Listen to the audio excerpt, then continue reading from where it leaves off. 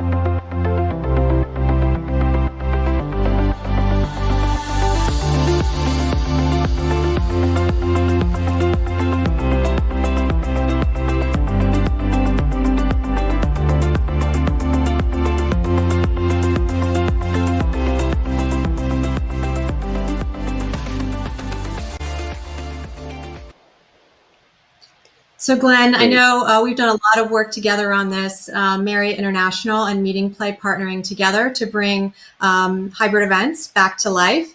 And talking through some of the pillars here, I'll have you start off to talk to us a little bit about some of the best practices that you've discovered throughout this learning lab journey. Sure. Thanks, Jennifer. And hello, everyone. So as Jennifer mentioned, I'm the Senior Director of B2B Marketing and Events for Marriott International. Really thrilled to be here today. So the video that you just saw was really kind of an overview of our Learning Lab initiative. Just to take a step back. So first of all, we already had a solid baseline with a lot of our health protocols in place. At the start of the pandemic, Marriott International had already implemented our commitment to clean initiatives throughout our 7,500 hotels. But knowing that people weren't necessarily ready to travel to events, we decided to host a series of local hybrid events in drive markets. And we called these series Connect with Confidence, which is really an extension of Marriott Bonvoy Net Events Initiative. So as soon as we were able to do so safely, we did have some hybrid events with MeetingPlay as our technical solution partner. And really the goal was to get people back to our hotels to experience these protocols in person. As I mentioned, people are really still reluctant to travel. So what we decided to do is to devise a way to bring these shows on the road and really, bring people into our hotels versus if we couldn't bring them to us, we went to them instead. So what we developed was local showcases where customers could come to our hotels in small groups and walk through a guided tour of our meeting protocols. And that was really what you just saw in the video there that really kind of explained, what Learning Labs was all about. So in terms of the foundational pillars that I have here, just as Jennifer mentioned, we do have automatically with our meeting and event initiatives, these 6 consistent pillars across all of our functions. And as I mentioned before, everything really starts with our commitment to clean, which is our operational standard throughout our entire portfolio of hotels. Contactless experience really focused on technology and specifically mobile to give attendees choice on how they interact with each other and our hotel associates. Hybrid meetings provides meeting professionals with options on how to structure in-person and virtual events, and that's once again where we go very deep with companies like MeetingPlay. Redesigned food and beverage really talks about giving people options, giving meeting professional options in terms of how they serve their food and beverage to their attendees. And finally, flexible terms really kind of talks about like how we can be more flexible and simplify our contracts to meet the needs of meeting professionals. Next slide, please. So as Jennifer mentioned, we're really going to spend the bulk of the time in this session talking about best practices. We've now done at least 10 learning labs, probably about 3 or 4 hybrid events, and we have a lot of feedback and learnings that we've learned by ourselves as well as customers that have provided feedback. So I recognize also that some of these may seem out of date or unnecessary because of where we are in the various stages of the pandemic. But it's really important to acknowledge that we're still going to be in this weird limbo period for the next several months and really into the beginning of next year, where we're still going to need to do things with these protocols in place, yet hoping that we don't need to for very long. But I think we're in the next 6 to 8 months, we're still going to be in these in this period of like, we still want to err the side of well-being. However, we're hoping they don't stick around for eternity, quite honestly. So let's kind of really go into the next, if you go to the next slide. So our first best practice is really about pre-event communication updates. And this is, one of the most important changes is that we really need to communicate more information up front. From our learnings, what we found is that in many cases, assuring that your hybrid meeting will be executed in accordance with the latest health and safety protocols can really help influence the person's decision to attend in person. So for that reason, you need to communicate much more upfront about what is to be expected. And in terms of communications, we really wanted to get across 2 main messages. Number one, that attendees have control of their space and their behaviors. And then secondly, that they have options based on their comfort level. Not everyone's at the same level of comfort, and we need to make sure that people have choice to feel comfortable. At some point, a lot of these communications then have to be transferred over to the app, which is where MeetingPlay comes into place a little later on. Go to the next slide, please. Okay, so arrival experience. Sorry, Glenn. As far as the arrival experience, that pre-communication becomes critical, and everything from giving expectations on what the in-person and virtual experiences will be. So as people arrive to the hotel or the venue, they understand what's to come. And that really paints a picture of what they're walking into and creates that additional level of comfort. And as they come into the event space, additional elements are added in that have been explained and enacted in the hybrid events that Marriott International has done. That includes everything from rapid COVID testing, thermal scanners, as you can see in the photos here, for temperature checks, sanitation stations, and additional crowd control via entrance and exit zones that have really helped to make sure that people aren't crowding around different areas, whether it be registration, entrance into a room, or any of the food and beverage stations.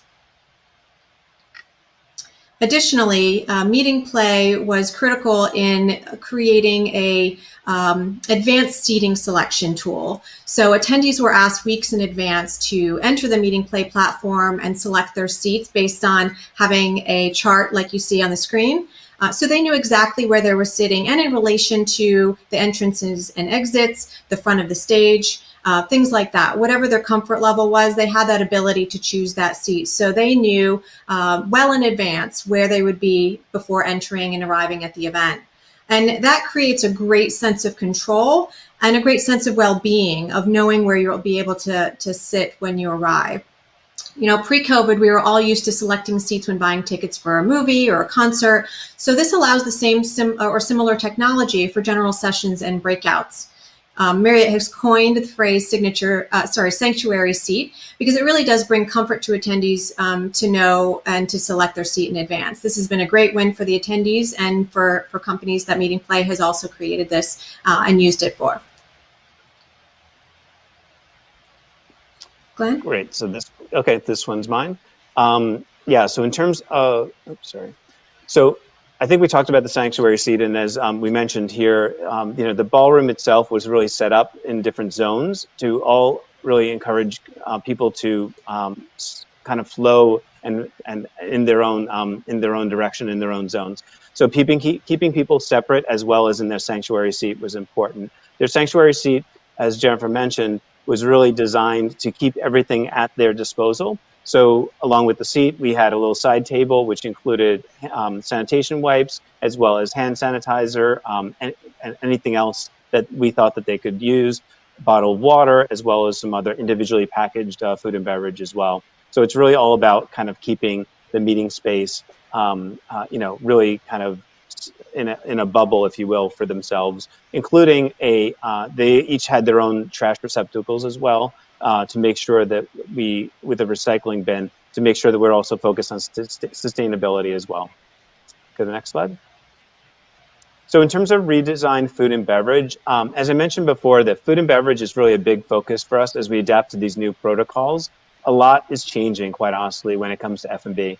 As no surprise to people, prepackaged items really allows individuals to kind of really take their individual portions. So it's really about kind of shaping things in terms of where things were from like a traditional buffet. It really is more towards prepackaged items these days.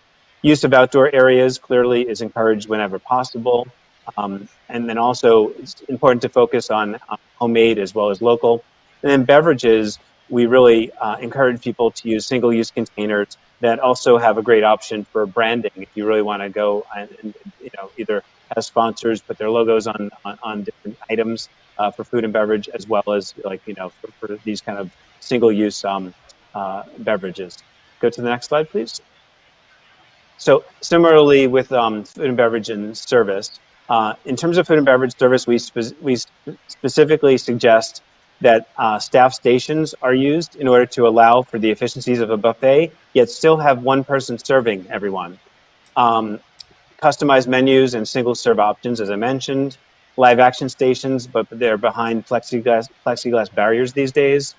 And then finally, satellite bars are important to break up gatherings of people in any one place. The more satellite bars you have around, people will then go ahead and disseminate to those individual areas so that people are not gathered in one central location. Next slide.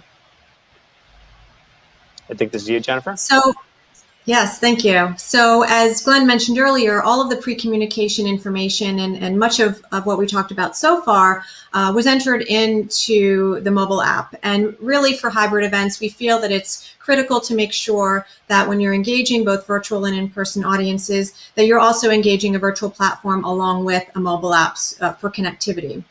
So, and ensuring that the functionality between the both is also the same. We don't want our virtual audience to feel like second-class citizens. We want them to have the same level of engagement, the same tools, be able to view the same sessions.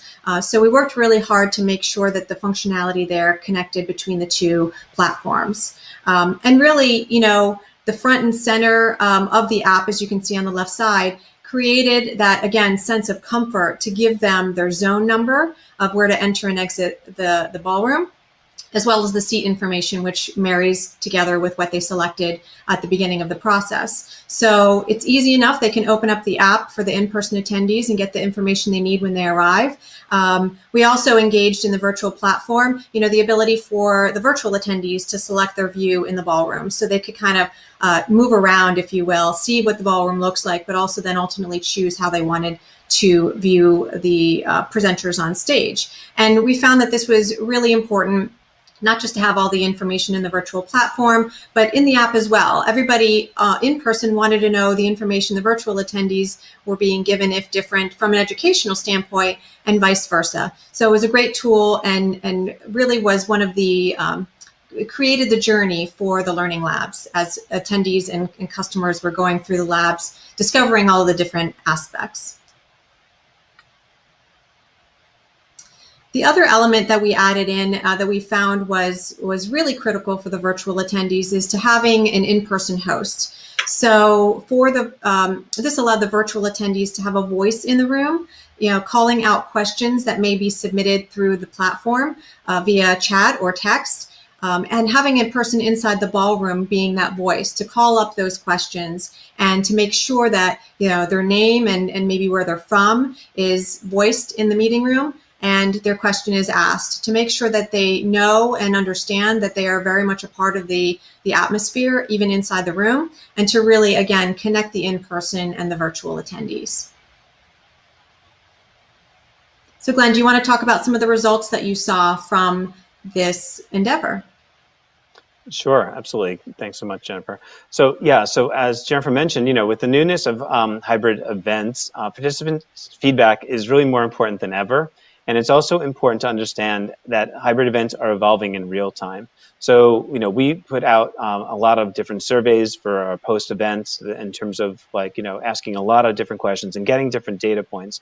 But the one that really stood out the most is that 98% of our attendees said that they would attend another event organized with our Connect with Confidence protocols in place. So that was a huge win for us in terms of just that not only are we on the right track with what we think is resonating, but that actually helped reinforce it, because our customers felt that they were comfortable coming back to another event with the same guidelines, health protocols, everything else that we were already undertaking for that event. So that, I think, was a huge win for us that really helped reinforce that we were on the right track.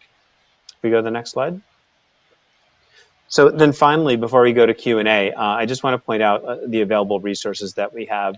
So, the important thing about Marriott in terms of, our role in all of this is, although we're a hotel company, we're also meeting planners, and we've also learned a lot from these events. As I mentioned, we've done 3 or 4 hybrid events with customers. We've done probably about 10 learning labs as well. So we have a lot of great feedback and a lot of great learnings from this.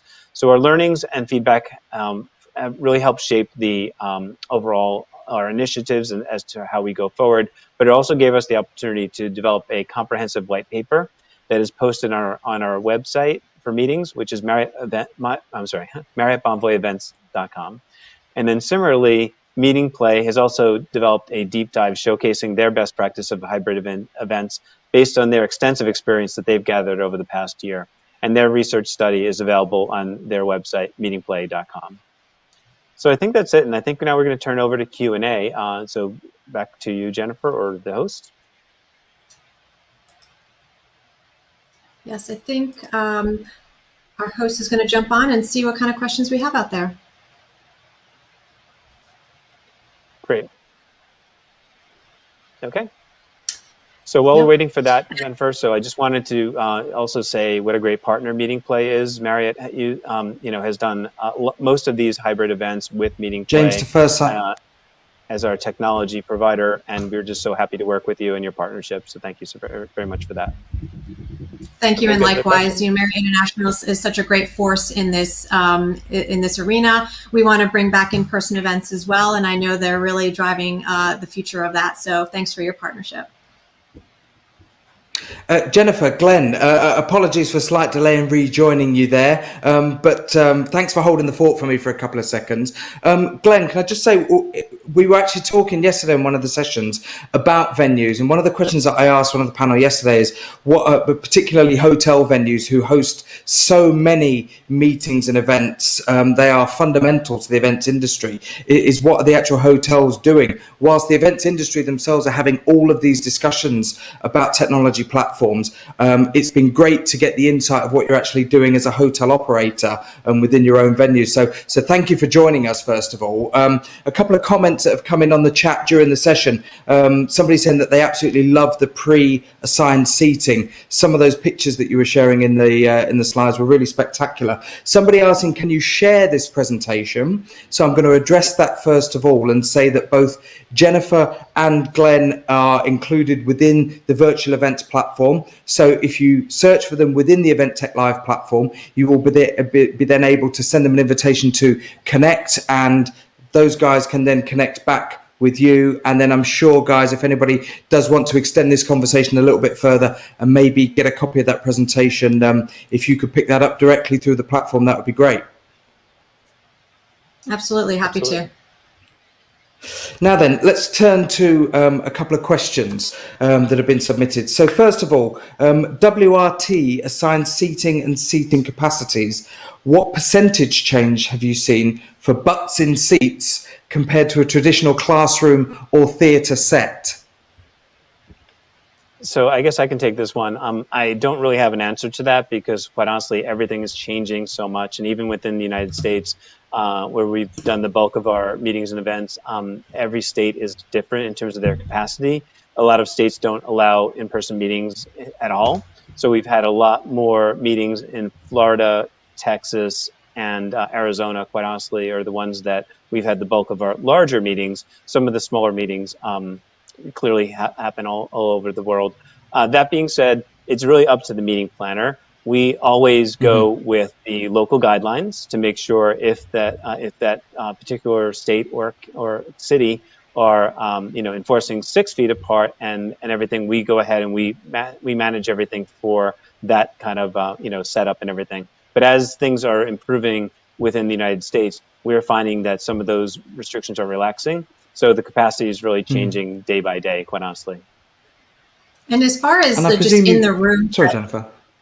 So as far as in the room presence, I would say that, the seat selector in particular sort of kind of strips away those folks that like to stand in the back of the room, not just because it's somewhat discouraged for flow reasons and for safety reasons, but also kind of, again, making that person feel safe about picking their seat and just going right there. They don't have to hunt for one.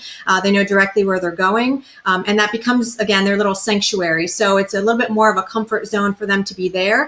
Than to sort of, stand themselves in the back of the room. So we're definitely seeing a shift there where that kind of technology can really change the game where you don't have those folks just sort of huddling in the back.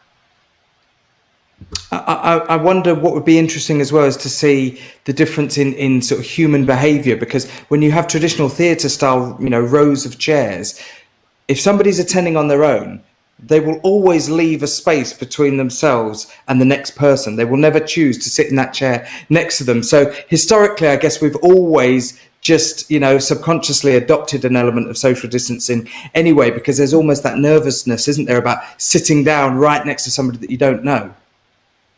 Yeah, and I think the distancing measures, whether it's the distancing measures, whether it's 3 feet, 6 feet, I think the little bit of that is gonna remain. People, to your point, they always love to seat in between. So what's the point of paying for a rental chair or to have the labor to add that in? That's what's going to be critical as we look forward. It's not just about what are the state and local measures for restrictions and for distancing, but what are, the human behavior new comfort zones in regards to that, and maybe there's always going to be a 3-foot distance.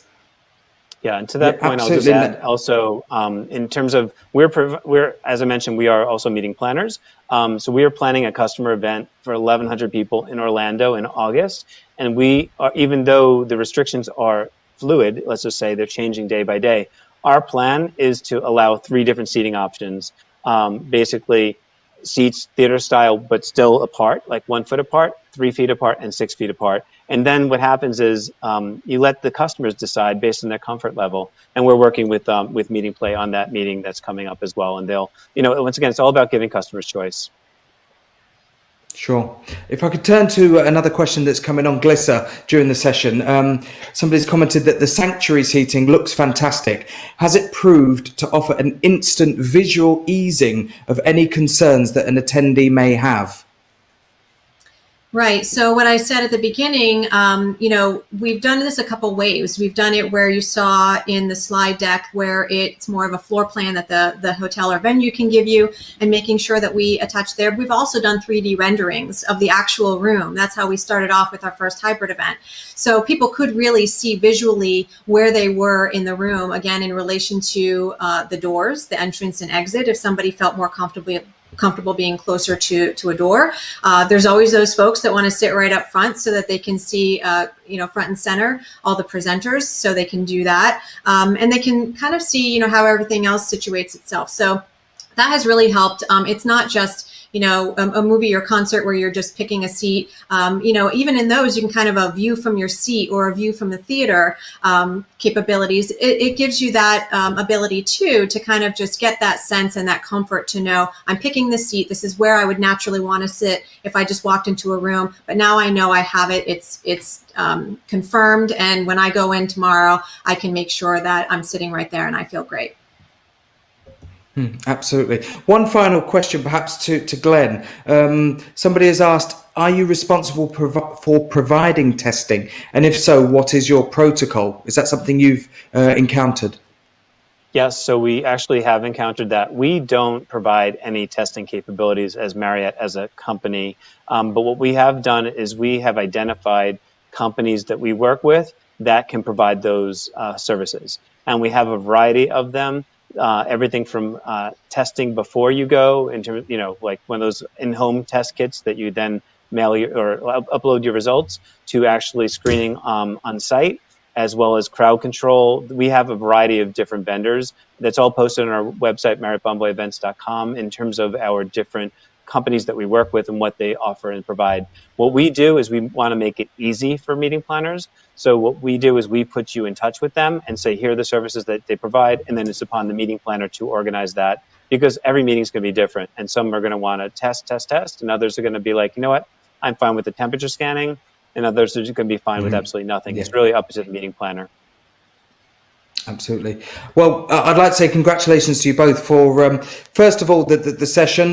Loads of great comments and feedback coming in relating to the session that you've just delivered today, and also on the success of the events, because clearly looking at the slide that came towards the end of the session, where 98% of people have said that they would happily return to that type of setup, shows that clearly the thought process that's gone into some of the stuff that you've shown in the presentation today has worked and had the desired effect. So congratulations to you both. Thank you for the session, and thank you for joining Event Tech Live today. We'll see you both soon.